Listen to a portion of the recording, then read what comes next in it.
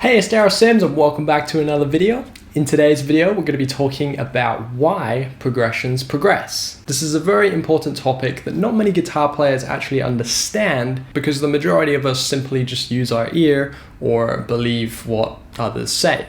For example, if you're told enough that the 5 chord resolves perfectly to the 1 chord, you'll believe it.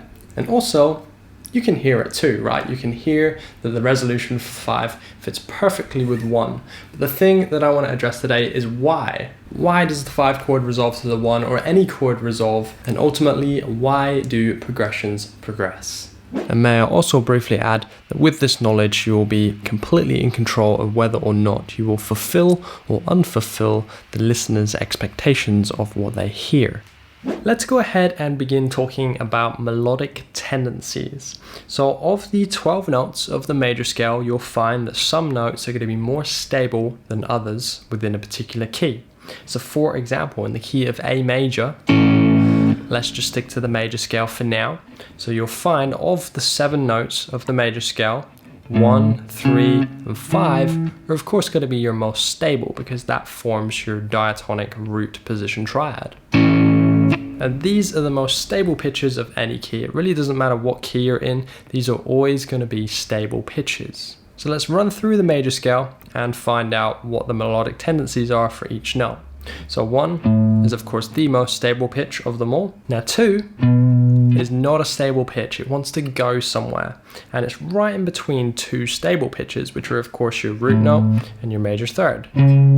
Now of the 2 pitches, your root note is definitely the strongest, it has the strongest gravity towards it. So 2 has more of a melodic tendency to resolve to 1.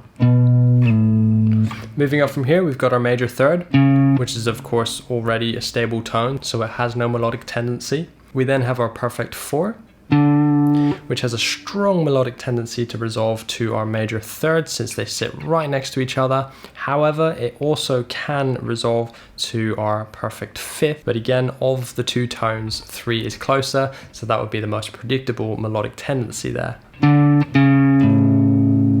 Moving on from here, we have our perfect 5th, which is a funny one because although it's within your major triad there, which indicates that it's a stable tone, but depending on the context, it can also be a very unstable tone. Because as you know, the dominant 5th chord of any key would resolve to 1, and therefore in the context of a dominant 5 chord, this tone wants to resolve all the way back to the 1. Moving onwards, we have our major 6, which has a strong melodic tendency to do one of 2 things. It can jump down to 5, since that's the closest stable tone. Otherwise, alternatively, if 5 is not stable in the context, then it will jump all the way past 7 and up to the root. And then the very last note, which is the major 7, of course, is gagging to resolve back to that root. So we've now established the basic principles and melodic tendencies of each note of the major scale, and we can also do the same thing with non-diatonic notes between the major scale by using exactly the same principle and finding the stable tones that are the closest to the note that you're testing. So for example, this minor 7 here has a strong melodic tendency to be resolved to the 1, since that's the closest and most strongest melodic tendency. Similarly, with a minor third here, that's going to have a melodic tendency to resolve to the major third. Now moving on from here, what about chords of a key? We'll stick to diatonic harmony right here, and we'll find all of the chords within the major scale. Now you can find this by essentially stacking thirds. So our root chord is of course 1, 3, 5, and that gives you a major triad. Starting from your 2 here, you can go 1, skip, 2, skip, 3 notes, and that gives you a minor chord. And if you keep going, you'll have minor third, major 4, major 5, minor 6, and minor 7 flat 5, or diminished on the 7 before your root again. If you wanted to build 7th chords, you would do exactly the same, but just continually stack thirds and add the 7th degree, therefore stacking 4 tones on top of each other. So let's now go on to talk about chord function. So each of these chords has a specific function, which would be tonic, subdominant, and dominant. Tonic chords being your most stable, dominant being your least stable, and subdominant falling somewhere in between. So if I go ahead and label each chord for you, and then we'll establish why these chords are either stable or unstable. So our root chord is of course going to be a tonic. Our minor 2 is going to be a subdominant. Minor 3 is going to be a tonic. Major 4 is a subdominant.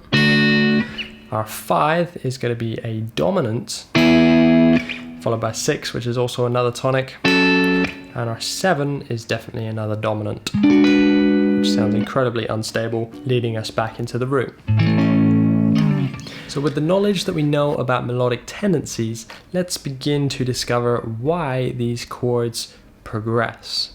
And with this understanding and knowledge, you'll be able to create music that perhaps doesn't sound predictable, unless you want it to sound predictable, because listeners always have an expectation, and it's up to you to either fulfill that expectation or to take them on another journey. And for example, if I take the dominant 5, the listener's expectation is for that to resolve back to the 1, but it's in your hands, if you know what you're doing, to either fulfill or unfulfill that expectation. So let's discover, why does the dominant 5 have a melodic tendency to resolve to the 1? Well, if we take a deeper look at these intervals in relation to the root note, we'll find out why. Now, since we know that this chord has a dominant function, our root note here is a perfect 5, which, as we established earlier, will resolve back to the root note in this context. Our second note here is a major 2nd, which has a melodic tendency to go to either your root note or your major 3rd. Over here, we have our perfect 4, which has a melodic tendency to resolve to our major 3rd. And then lastly, we have your major 7, which has a melodic tendency to resolve to your root note. So once again, each of these notes, we have perfect 5, major 2, perfect 4, major 7, which are all very unstable notes. So no wonder that really wants to resolve to a completely stable chord, because there's so much tension within that chord. Let's now go ahead and check out a subdominant chord. So the 4, for example, we'll check out the major 7 here.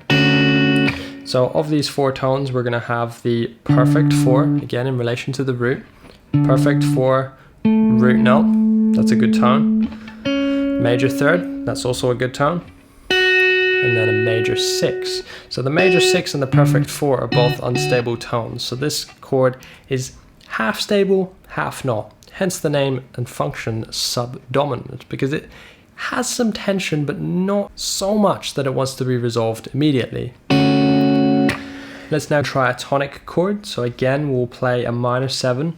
This is our 6th chord here. If we look at the intervals involved here, we have a major 6, which isn't so stable.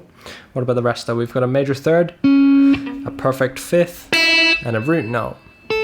So the majority of these notes are tonic notes, aka stable pitches, hence the name tonic. But of course, this is a tonic chord, but so is the 1, which doesn't necessarily mean that they're both equally as stable. Although they both have a tonic function, 1 is of course your strongest tonic chord. And let's do just one more test with a simple triad. So let's take the minor 3rd here and check out the notes within this. So we have a major 3rd, we have a major 7, obviously a major 3rd again, and a perfect 5th. So once again, 2 out of 3 of these tones are stable, therefore making it predominantly a stable or tonic chord function.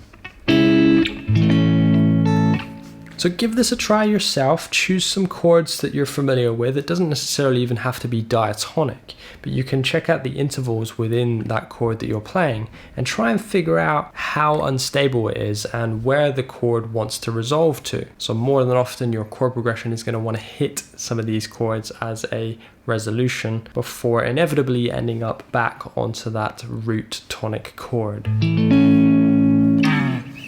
So there you have it. I hope you learned a thing or two from today's video. If you have any questions or comments or things that you would like to add to this topic, then please let us all know in the comments section below. And if you'd like to know more about music theory for guitar players, then please go ahead and check out my course, Essential Theory for Guitarists, which again is linked in the description below. That's all from me today. I will see you in the next video.